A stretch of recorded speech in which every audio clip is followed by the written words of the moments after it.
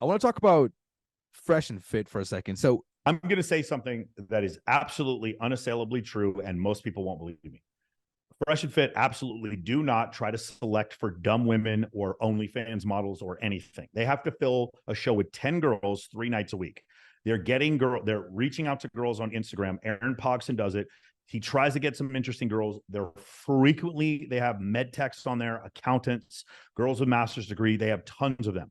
The problem is girls like that who live in objective reality don't say crazy shit, Faraz. They're on the show actually acting like, yeah, I kind of love my boyfriend and I would never want to cheat on him. That's not going to go viral, Faraz. And Myron is not going to yell at her. It's the OnlyFans models whose entire existence, narrative, and fucking lifestyle are put in question by these red pill people. They're the ones who try to stand up for themselves against Myron. Then there's vitriol, acrimony going back and forth. And that goes viral. And so people start thinking all Fresh and Fit does is try to provoke arguments with these girls. They don't have to try to provoke arguments with these girls. Faraz, I'll tell you something else.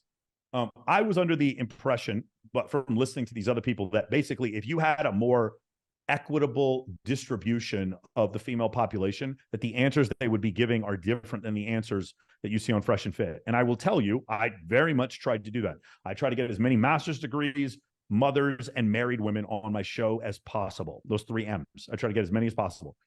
And I will tell you, they have the exact same answers. The exact same answers as these other girls. You go in there with a group of accountants, and you ask them, do you guys think you're a 10? All the accountants will think they're a 10. It is crazy. Now, we'll tell you one caveat. If the first girl in the group says she's a 7, then all of them will give an honest answer. If the first girl in the group says she's a 10, all the girls in the group will say that she's a 10. That's the one caveat. But this narrative that people have that they're deliberately inviting dumb women on, like Mac and Murphy was saying something like this, I'm going to tell you it's unequivocally not true. Your theory is incorrect. Come up with a new one, because that is not the answer. There's other things like social pressure, or there's a selection bias because these girls are being selected through Instagram. But the idea that they are deliberately choosing women because they're dumb is 100% irrefutably, unassailably not true. I know, because I know how whatever gets their girls. I know how Fresh and Fit gets their girls, and I know how Access Vegas gets their girls, because I'm the one who does it, and I can tell you absolutely that's not true. That is just not true. It's just the problem with what happens is Faraz, let's go back to your point. Sorry, your question, which was now it's not that most of you don't watch an entire show of Fresh and Fit. Most of you don't have 4 hours every Monday, Wednesday, Friday to do that, but you do watch the clips. And when you watch the clips, the ones that go viral, you're seeing what's generally a attractive or at least like unique looking woman who makes money on OnlyFans with some sort of lascivious behavior, nudity, and or hardcore sex. And her entire existence being questioned by Myron. And because of that, the two start fighting. And the problem is Myron, because trying to fight Myron on Fresh and Fit is like trying to invade Russia in the winter. It's just stupid.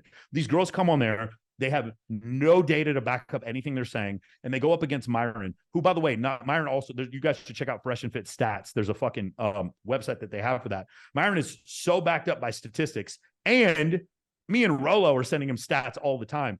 He's so bulletproof on some of these topics. And then these girls come in and they try to argue with him, and they take like a triple L, like a fucking elbow from the top rope, Randy Savage L right on screen, bro. And it's crazy. They do this time after time when they could just do a little bit. Like the only one, like, I'll be honest with you, I thought Jasmine Jafar did a pretty decent job. She came up with some good ideas.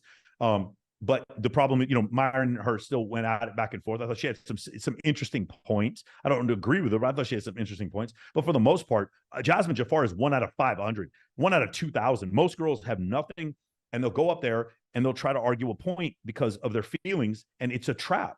Like they basically, Myron's trying to get you to come off sides, and because of your feelings, and you do, and then he systematically dismantles you. It's very similar to like what's his name?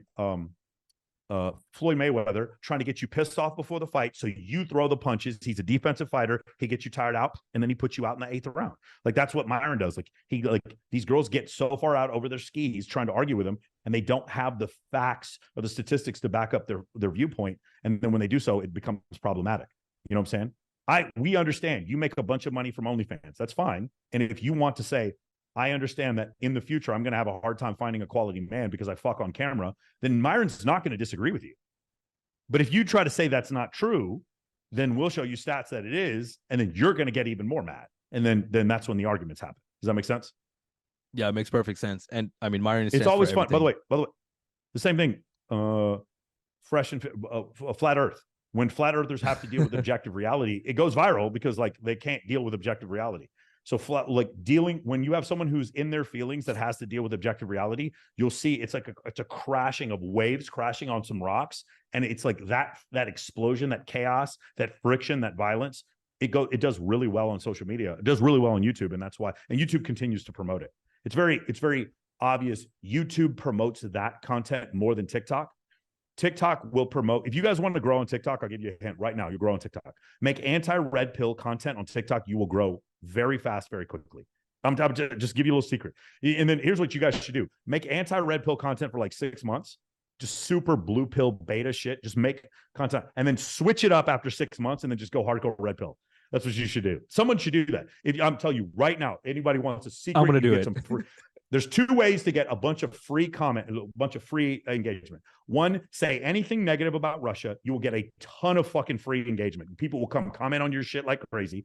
And number 2, go on there and say bad things about red pill. If you say anything negative about red pill, TikTok will give you hundreds of thousands of views on your videos. What does that look like? What's an example? Mac and Murphy. Alex Datesite. Yeah. Nice. Okay. Yeah. If you make anti-red pill content, grilling, if you make anti-red pill content, they will fucking blow your shit up.